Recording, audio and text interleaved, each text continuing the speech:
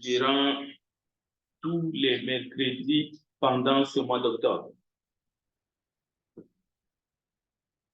La guérison est un thème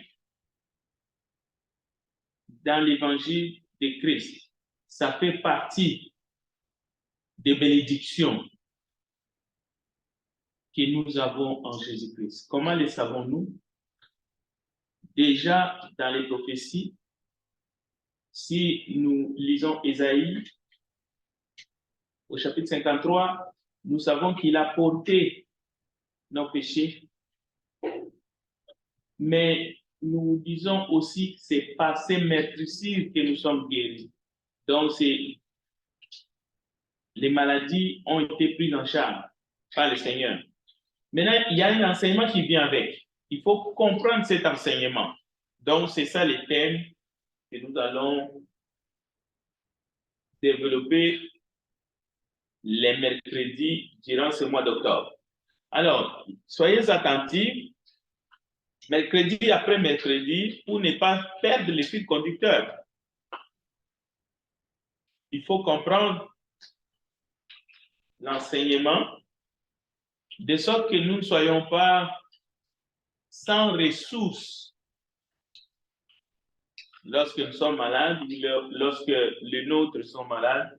Nous sachons qu'il y a des ressources, mais nous ne voulons pas, nous ne les ferons pas parce que l'Écriture ne les fait pas non plus. Essayer de présenter l'Église comme étant un hôpital. Non, parce que nous voyons que dans les Écritures, même dans l'Ancienne Alliance, d'abord, dans les temps, il n'y avait pas un poste dans les étapes de l'adoration, dans l'ancien temple, un endroit où les malades venaient entrer pour recevoir les guérisons.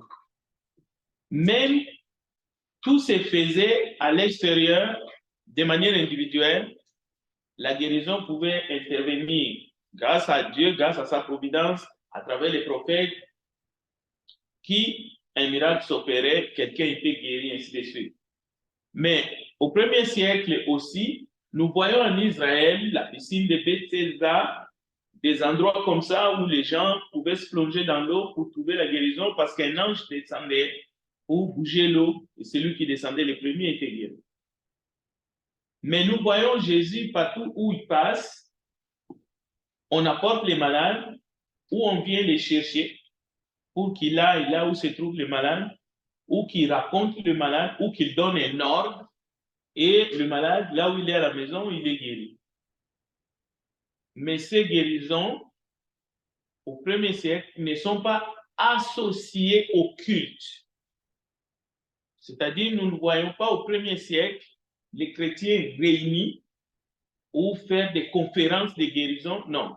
Dans les cultes du Nouveau Testament, lorsque les premiers chrétiens, les disciples de Jésus se réunissent, vous ne verrez pas qu'il y a une étape dans le culte d'adoration où c'est la guérison des malades qui sont venus ou non, il n'y en a pas. Mais par contre, Pierre, devant les temples, et Jean, ils ont opéré un miracle, un estropié s'est mis debout. Jésus a guéri la belle-mère de Pierre, nous verrons, c'était à la maison de Pierre. Donc, la plupart des temps, les guérisons sont faites, c'est vraiment la foi de la personne.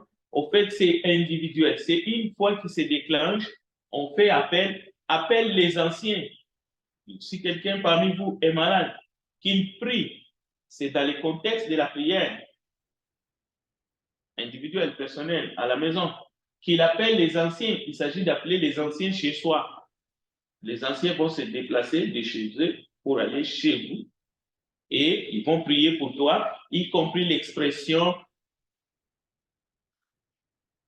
en vous soignant d'huile, qui est une expression qu'il faut garder dans son contexte. Donc, ça ne se faisait pas pendant le culte d'adoration. Donc, loin de nous, l'idée qu'on va commencer à oindre les gens d'huile pendant le moment d'adoration, les premiers jours de la semaine, tout ça, ce sont des fausses doctrines, en fait. L'église n'est pas un dispensaire, l'église n'est pas un hôpital, ce n'est pas les lieux où il faut venir chercher la guérison. Non, c'est les lieux où l'évangile est prêché pour les saluts de nos âmes. Ou c'est les lieux où nous nous assemblons pour nous fortifier, pour édifier notre foi. Et même la foi de supporter la maladie. Mais ce n'est pas les lieux où tu viens pour chercher ta guérison. Non. Mais tu peux appeler pour qu'on vienne prier pour toi chez toi. Tu peux prier toi-même à la maison. Ou il y a d'autres occasions pour ça. Les moments où l'assemblée est réunie, c'est pour donner gloire à Dieu. C'est pour que nous puissions tous invoquer, glorifier, donner la gloire et l'honneur à Dieu seul. Ce n'est pas le moment de faire le spectacle. Ceux qui sont malades, touchés là où vous êtes un peu malade, et puis il va y avoir des guérisons miracles. C'est la fausse doctrine. Donc, nous allons parler de la guérison, mais ne confondez pas que nous allons parler de l'église comme dispensaire. Nous n'allons pas parler de l'église comme hôpital. Parce que Jésus, lorsqu'il donne l'exemple dans Matthieu 25, j'introduis le thème. Jésus dit, j'étais malade. Il donne l'exemple qu'il était malade à l'hôpital et vous n'êtes pas venu me voir. Donc, Jésus valide que même en son temps, il fallait, lorsqu'on est malade, se retrouver à l'hôpital. Ce n'est pas l'église. J'étais malade, vous n'êtes pas venu me voir, donc c'est l'hôpital. J'étais en prison, vous n'êtes pas venu me voir, c'est la prison, ce qu'on appelle le lieu d'incarcération. Alors, il faut vraiment enlever dans votre esprit l'idée de l'assemblée des saints, les corps du Christ, hôpital ou dispensaire.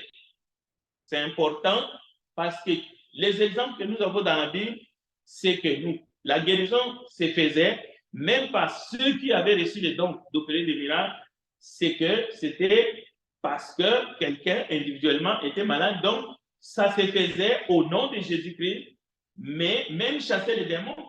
Jésus rencontrait des gens qui avaient des démons, c'était partout, à la montagne, ainsi de suite.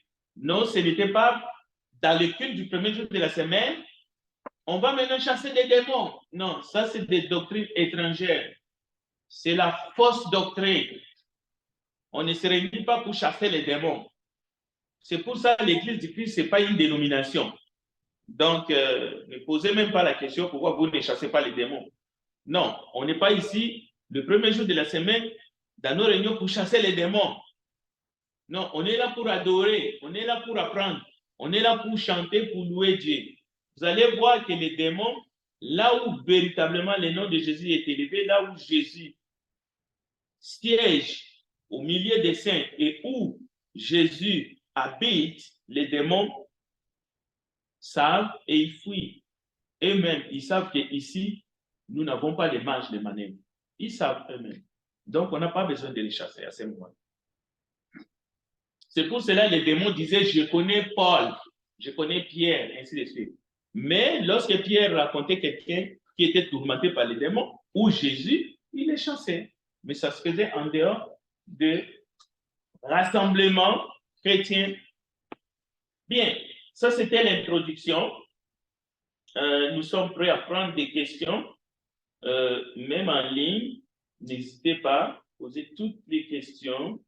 Nous allons avoir le temps d'examiner tout ça. Le premier texte que nous allons prendre en considération, que j'aimerais qu'on regarde, c'est un enseignement qui est basé sur le thème de la guérison. C'est-à-dire, je peux prendre tous les passages qui parlent de la guérison. Ce n'est pas un enseignement textuel, le titre de Bible. Luc chapitre 4, verset 14. Et si vous avez un texte qui parle de la guérison, que vous aimeriez savoir comment l'interpréter ou comment le comprendre, ça rentre dans le cadre de l'enseignement. Alors, dans Luc chapitre 4, il s'agit de Jésus. Après avoir été tenté par le diable, la Bible dit que Jésus, revêtu de l'Esprit, au verset 14, Jésus, revêtu de la puissance de l'Esprit, après avoir été tenté par le diable dans le désert, retourna en Galilée et sa renommée s'est répandue dans tous les pays d'alentour. Il enseignait dans les synagogues et il était glorifié par tous. Il avait la connaissance et il enseignait avec autorité. Donc, c'est son enseignement, en fait, qui était glorifié. Mais aussi sa personne, parce que Jésus était Dieu. Et au verset 16, il s'est rendu à Nazareth, où il avait été élevé, et selon sa coutume, il entra dans la synagogue le jour du sabbat. Donc, c'est une coutume. Il ne faut pas transformer cette coutume, le fait que Jésus est entré dans la synagogue, appeler la synagogue église. Non, la synagogue n'était pas l'église. Mais c'était sa coutume, et comme l'église n'était pas encore établie physiquement, Pentecôte est devant. Jésus entre dans la synagogue. Mais il sera chassé. Même les disciples de Jésus seront chassés de synagogue. Plusieurs fois, Jésus va être bousculé. Donc, il faut que ça soit clair. Okay? Mais là, il entre, il est glorifié, on l'attend. D'abord, on l'apprécie parce qu'il fait des guérisons. Ça, c'est déjà, ça montre sa puissance. Mais en plus, il parle de Dieu. Alors, écoutez bien ceci. Il s'éleva pour faire la lecture. Même la lecture qu'il va faire, il y en a qui vont avoir des cheveux dressés sur leur tête. En tout cas, parmi les pharisiens, les chefs. Alors, il fait la lecture. On lui remit les livres du prophète Ésaïe. L'ayant déroulé, il trouva l'endroit où il était écrit: l'Esprit du Seigneur est sur moi, parce qu'il m'a envoyé pour annoncer une bonne nouvelle aux pauvres.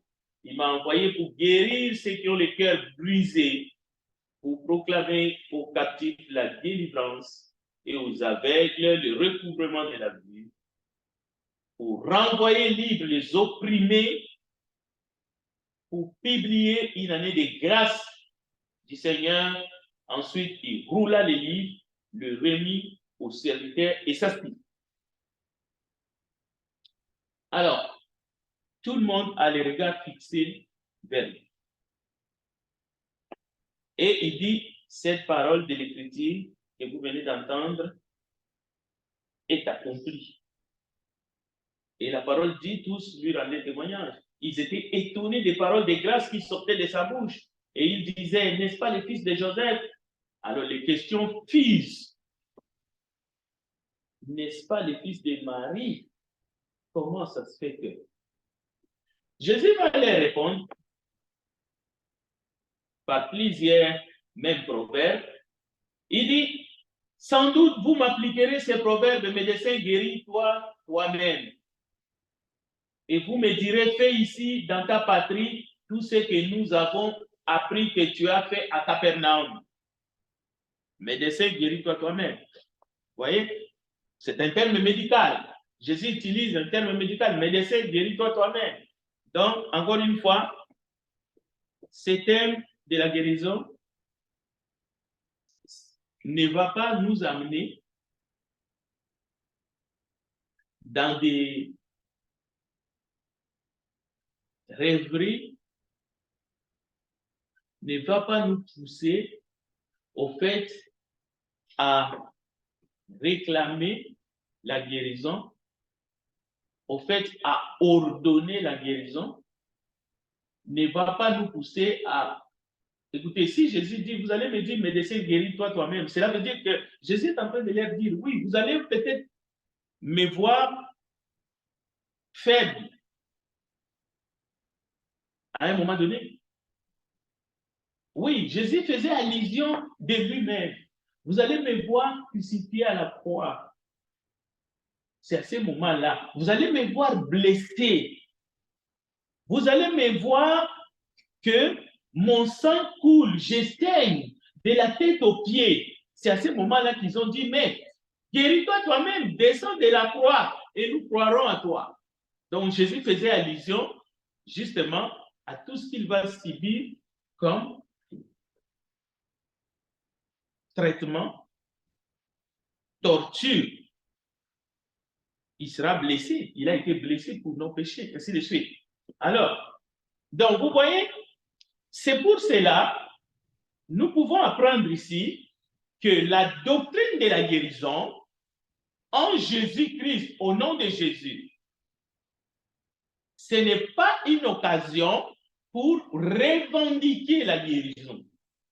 Ce n'est pas pour que toi tu dis, parce que je suis chrétien, la maladie, il faut que Dieu fasse tout pour que ça ne me passe pas dessus. Oui, on a vu en Égypte, par exemple, que les Égyptiens ont été frappés par des fléaux. Les enfants d'Israël étaient préservés, mais ils n'étaient pas exempts de maladies.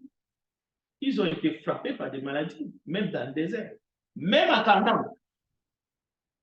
Même Dieu leur promettait, si vous me désobéissez, je vous frapperai par des maladies. Incurables. Mais ils étaient aussi sujets de maladies tout à fait naturelles. Parce que l'hygiène, tout ça, ils vont apprendre qu'il fallait enterrer les excréments, ainsi de suite. Ils étaient victimes, comme des morsures de serpents, ainsi de suite. Bon, je pense que nous n'allons pas faire fausse route, Gérard et moi. Vous n'allez pas mal interpréter la doctrine de la guérison divine comme les gens du monde le font. Parce que ce ne sont pas seulement les croyants, entre guillemets, charismatiques, qui essayent de revendiquer la guérison de Dieu et qui invoquent la guérison au nom de Yahvé. Les autres, ils disent Yahvé, tu que nous. Ils inventent toutes sortes de noms. Ils oublient même que la Bible nous enseigne la guérison, c'est en Jésus, la doctrine. Mais ce n'est pas un droit, il ne faut pas en faire un droit, donc sorti de votre corps, que les microbes ne vous concernent pas. Donc, non, non, non. La foi ne signifie pas que vous êtes, du coup, vacciné contre toutes les maladies. Non, ça ne veut pas dire ça. Mais au contraire, vous pouvez prouver que vous avez la foi parce que vous êtes malade. Oui, vous pouvez justement démontrer que vous avez la foi et à ce moment-là, la maladie devient comme une preuve. Mais ça ne va pas vous enlever la foi, même si vous mourrez d'une maladie, Dieu ne va, ça ne veut pas dire que Dieu vous abandonne si vous êtes en Christ. Donc, ça doit être clair. Bien. Alors, nous allons remonter. Toujours, nous sommes dans Actes chapitre 4, et non, Luc chapitre 4. Nous allons d'abord essayer de comprendre qu'est-ce que Jésus est en train de dire. L'Esprit du Seigneur est sur moi, à partir du verset 18. En fait, Jésus est en train de dire que je suis oui. Je suis venu pour annoncer la bonne nouvelle aux pauvres. Je suis et j'ai été envoyé pour guérir ceux qui ont les cœurs brisés. Alors, il y a de ce type de maladies que Jésus cite ici, que la plupart du monde, je ne sais pas si c'est à cause de l'évolution, mais c'est à cause du monde. C'est l'esprit d'assoupissement qui a fait que nombreux ont perdu la foi en Jésus dans ces types de maladies. Alors, ces types de maladies sont, lorsque la bonne nouvelle est annoncée aux pauvres, tous ceux qui croient qu'ils sont quelque chose devant Dieu et devant les hommes, la bonne nouvelle leur passe par-dessus. C'est comme ils n'ont besoin de rien. C'est pour cela qu'ils ne sont pas pauvres. Ils ne sont pas nus. Ils n'ont pas besoin du salut, au fait. C'est une maladie, l'incrédulité. C'est une maladie. Jésus est venu pour soigner ça. Il est la solution. L'athée a besoin justement de Christ, qui est le médecin de cœur. C'est-à-dire le problème du péché, lui, il est la solution. Il est le médicament. Pour qu'un pécheur soit pardonné et puisse recevoir la paix de Dieu, qui se réconcilie avec Dieu, Jésus est la solution. C'est la maladie qui frappe. C'est comparable à la lèpre dans les temps de Jésus. Beaucoup de gens sont atteints de cette maladie. Nous devons en être conscients, nous, les membres du corps de Christ, mais les gens leaders aussi doivent en être conscients. C'est pour cela, le publicain, l'homme de la rue, qui que vous soyez et que vous entendez cette parole ce soir, si vous ne vous reconnaissez pas comme étant pauvre, perdu, comme ces publicains qui se frappaient la poitrine, qui disaient « Je suis un homme pécheur », si vous ne vous reconnaissez pas comme tel, la grâce de Dieu, le salut de Dieu n'entrera pas chez vous. C'est pour cela que Jésus s'est défini comme celui qui est venu prêcher la bonne nouvelle aux pauvres. C'est seulement les pécheurs qui vont reconnaître leur état et qui vont accepter la grâce de Dieu, qui vont accueillir Jésus-Christ comme le Sauveur et le Roi, afin qu'eux puissent être pardonnés de leurs péchés. Voyons un autre type de maladie. Toujours les maladies de cœur. Et dans ces genres de maladies, nombreux ont perdu la foi. Ou non plus la foi. Ils ont la foi peut-être pour d'autres affaires, comme pour les maladies physiques. Je disais, ce ne sont pas seulement les croyants qui revendiquent la guérison miracle à Dieu ou selon la providence de Dieu. Non, non, non. Même les gens du monde revendiquent la guérison chez les médecins. C'est pour cela, quand vous allez à l'hôpital, vous allez voir, c'est écrit dans les vides, ici, pas de violence verbale, pas de violence physique, c'est inacceptable. Dès que vous commencez, on vous met dehors. Parce que les gens qui vont dans les hôpitaux, ils ont les nerfs tendus. Docteur, il faut que tu me guérisses.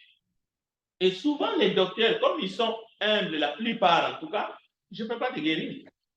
Je te soigne. Je fais le mieux que je peux. Je ne te garantis pas. Tu vas sortir vivant d'ici. Ça ne dépend pas de moi. Alors, nous sommes animés par cet esprit. Tu vas à l'hôpital, tu veux passer devant tout le monde. Donc, tu es impatient. Donc, pourquoi je suis malade? Il faut que Dieu me guérisse, mais il faut que les médecins me guérissent. Il faut que les femmes qui travaillent à l'hôpital, donc les aident et tout le monde se mette à nos pieds parce que nous sommes malades. Donc, il faut que le monde entier s'occupe de nous. Voilà l'attitude de l'homme moderne, mais perdu, qui ne comprend pas non plus le sens même de la guérison.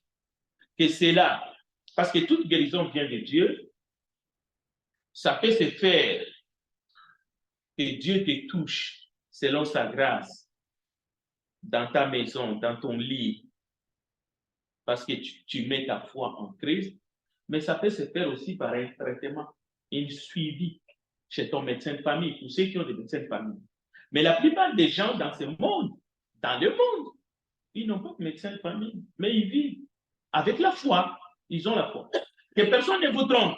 Les gens qui ne sont pas en Christ, ils ont la foi. Mais c'est une foi partagée. Quand ils sont dans des problèmes, ils sont dans une situation qui les dépasse, là, ils ont besoin d'aide et ils peuvent crier. Je connais un homme très riche qui a fait un accident, il saignait. Quelqu'un est passé là, il a ramassé, il a même donné son sang parce qu'il fallait qu'il soit transfusé vite fait.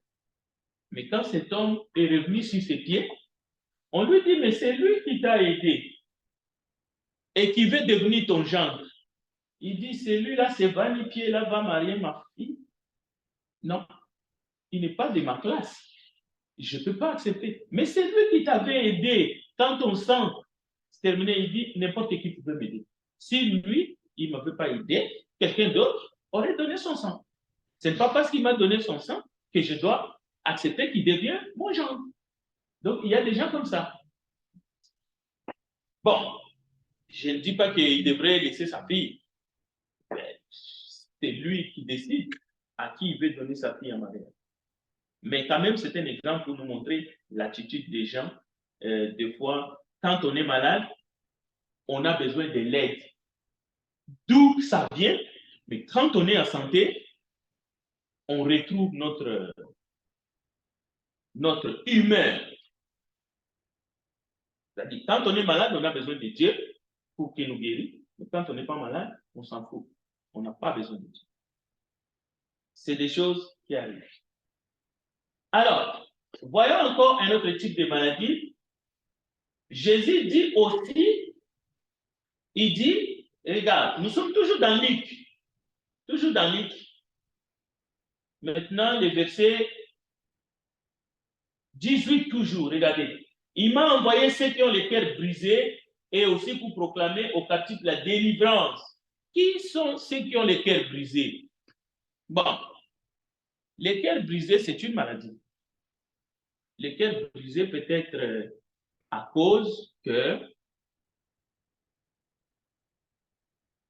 on a perdu l'amour, celui qu'on considérait l'amour de ma vie, l'être aimé. Il nous a joué un mauvais tour et le cœur est brisé.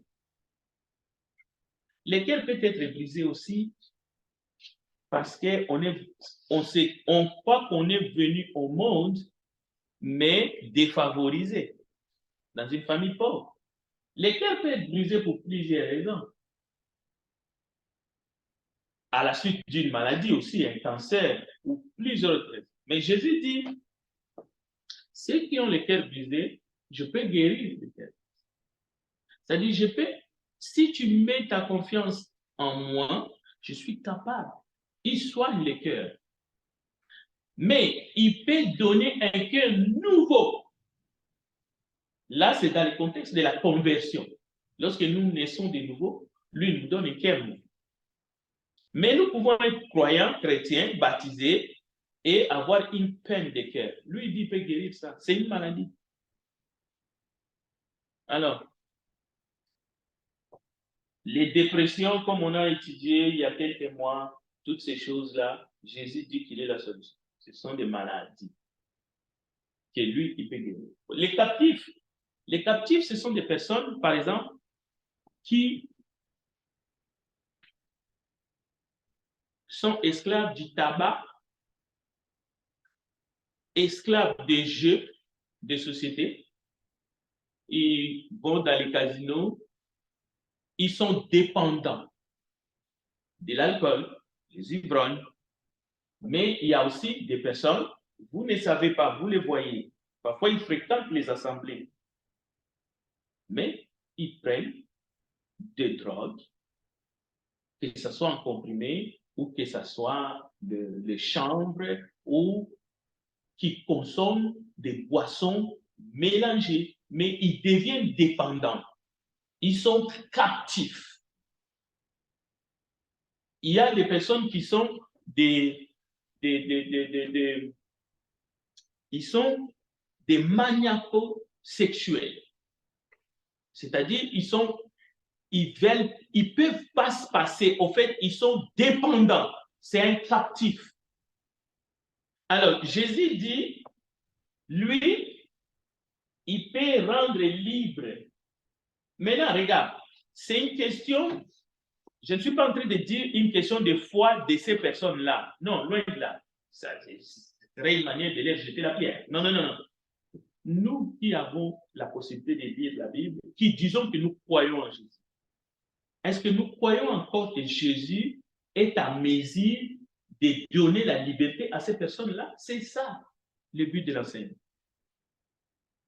Parce que ces personnes-là sont prises en charge. Qu'est-ce qu'on leur dit?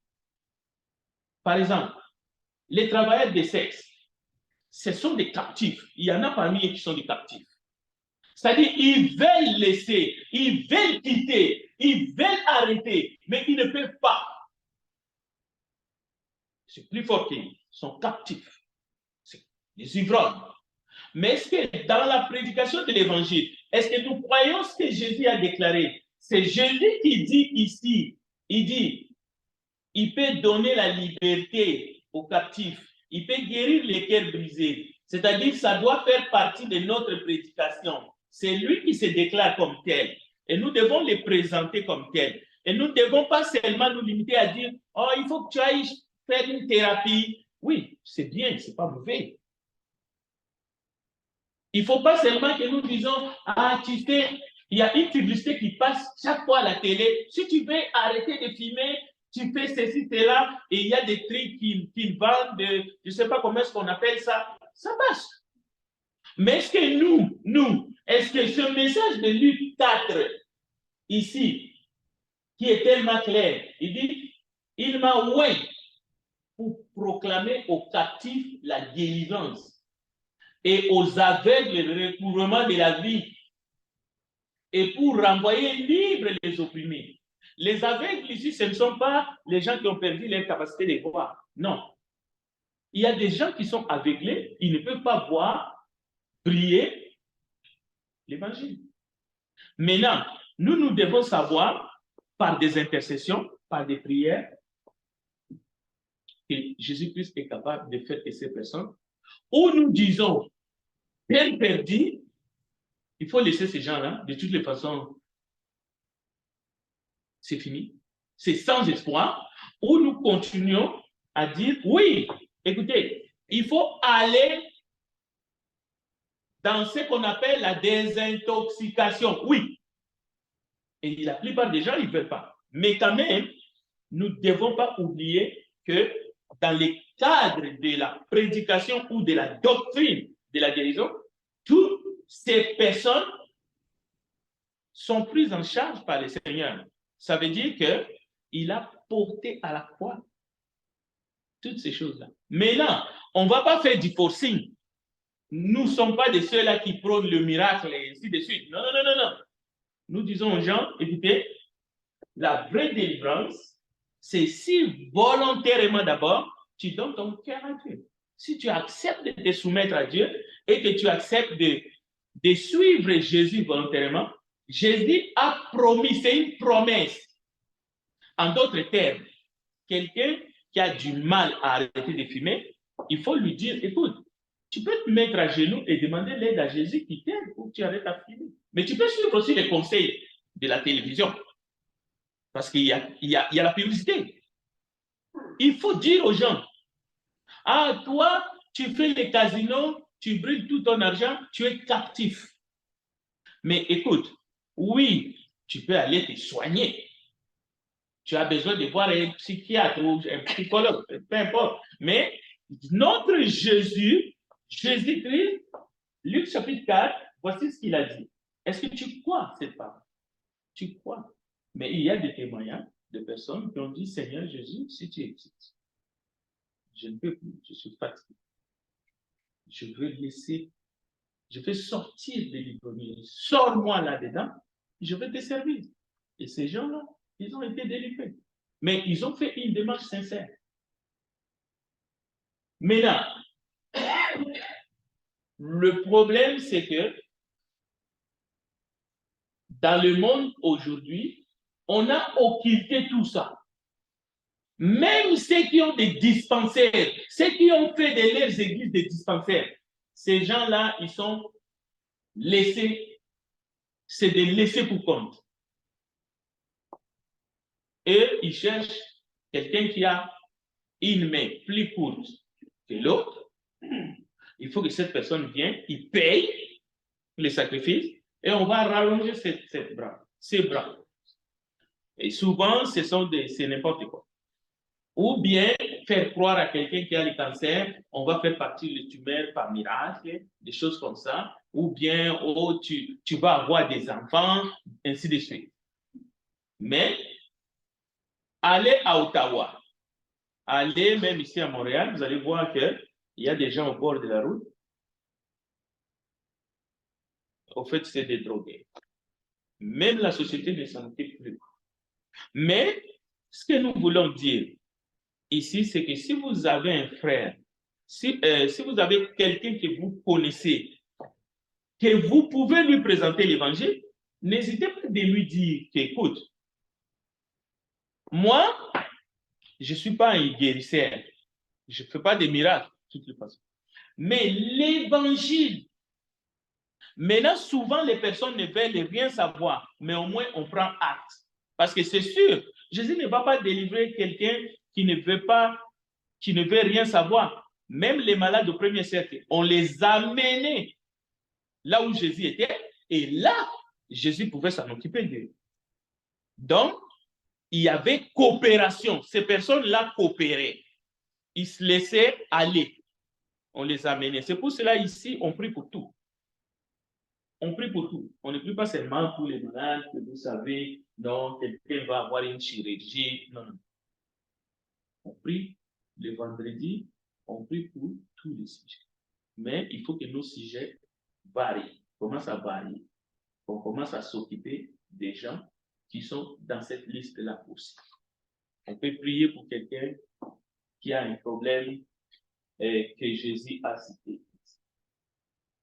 Bon, maintenant, j'aimerais que quelqu'un nous lit le verset 32 à 39 pour ce soir, parce que je voudrais ressortir encore une vérité qui porte à confusion. J'ai traité ce thème pendant longtemps, mais je vais quand même profiter ce soir pour vous montrer cette vérité qui est dans les Écritures.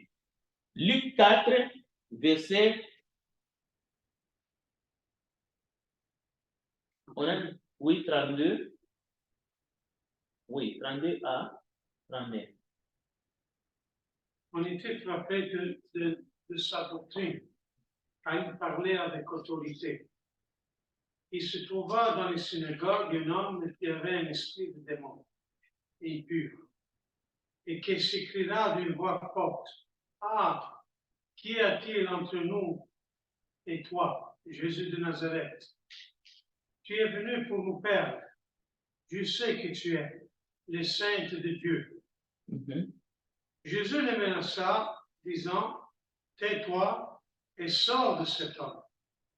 Et le démon le jeta au milieu de l'assemblée et sortit de lui sans lui faire aucun mal. Tout fut saisi de stupeur, et ils se disaient les uns aux autres: Quelle est cette parole? Il commande avec autorité et puissance aux esprits impurs, et ils sortent.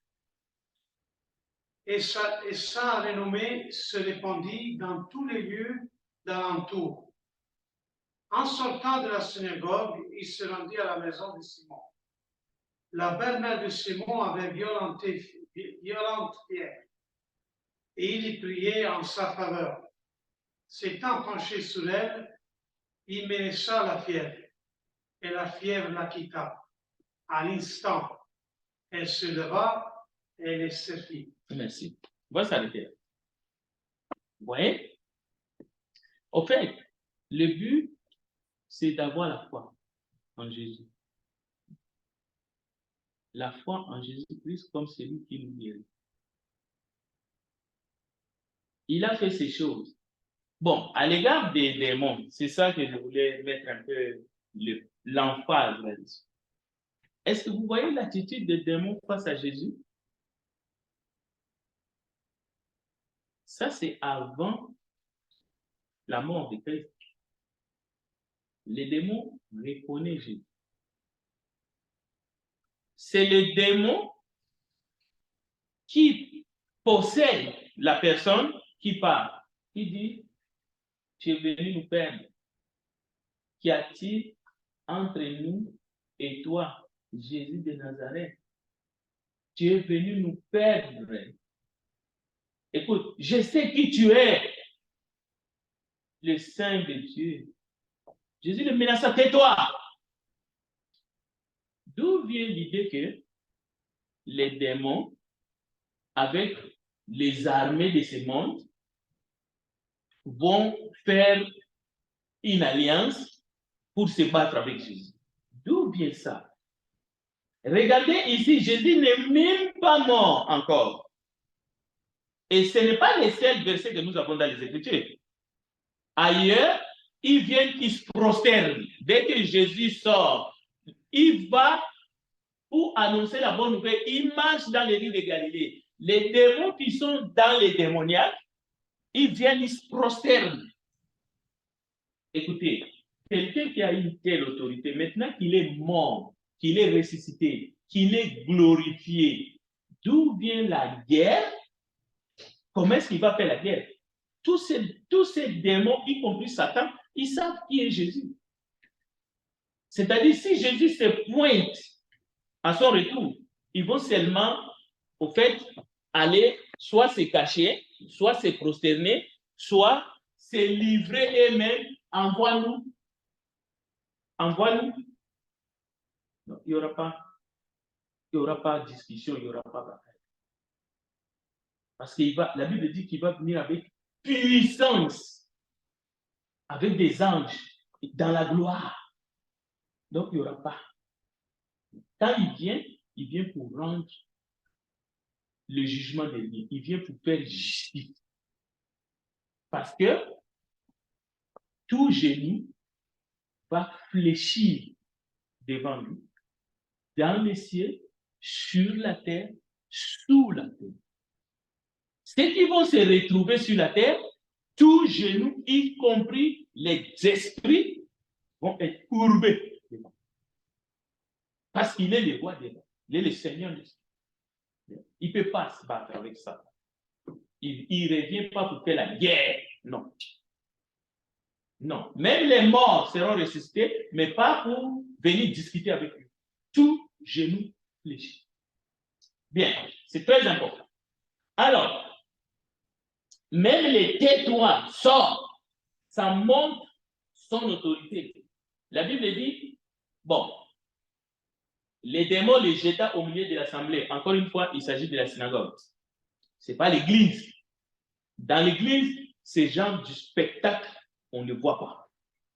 Dans l'église du Nouveau Testament, c'est pour cela ici, quand vous ne voyez pas ce spectacle que vous voyez ailleurs, les gens tombés à la renverse, les gens crient, tous les cris des oiseaux, c'est parce que dans la première église, il n'y en avait pas. Il n'y en avait pas. Dehors, oui, Paul est en train de passer, quelqu'un qui avait un esprit de python, il commence à crier, ces gens sont les serviteurs de Dieu. Ces gens sont des serviteurs de Dieu plusieurs fois. Après, l'apôtre du Seigneur en a ras-le-bol. Il tourne et il parle à l'esprit qui était dans cette femme. Il sort. La femme tombe, l'esprit sort et le propriétaire du python, il est en rage. Qu'est-ce qu'il fait? Il appelle les gens et les apôtres sont à. Voilà un peu ce qu'on peut apprendre ce soir sur la foi en Jésus-Christ comme celui qui nous guérit. Il a toute puissance. Nous devrions au moins garder la foi sur lui parce que lui peut faire, il peut guérir dans sa providence. Mais ne perdons pas la foi. Même si vous allez vous faire soigner à l'hôpital, gardez l'espérance et la foi que si c'est sa volonté, il peut agir au-delà du médecin. Il est capable d'agir au-delà de ce que nous pensons et demandons. À lui soit la gloire au siècle des siècles. Amen. Amen. Merci de m'avoir écouté. Je ne sais pas s'il y a des questions, mais en tout cas, je pense que je vais laisser à Frère Jarmy de clôturer.